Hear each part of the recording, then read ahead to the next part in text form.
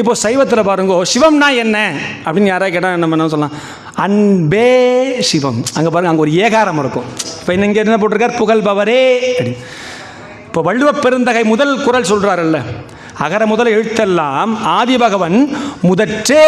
அங்கே பாருங்க, எல்லா இடத்திலும் இப்போ ஒன்றே குலம் ஒருவனே, எல்லா இடத்துலையும் பாருங்கோ குஞ்சுருவ வேல் வாங்கி நின்ற முகம் ஒன்றே. எல்லா இடத்துலையும் பாருங்க அந்த ஏகாரம் இருந்து கொண்டே இருக்கும். என்ன தெரியுமா ஏகாரம் தெரியுமா? அது மட்டும்தான் ஒரே வழி. Must, there is no other go. வேறு வழியே கிடையாது. அப்போது புகழ்பவரே அப்படின்னு என்ன அர்த்தம்?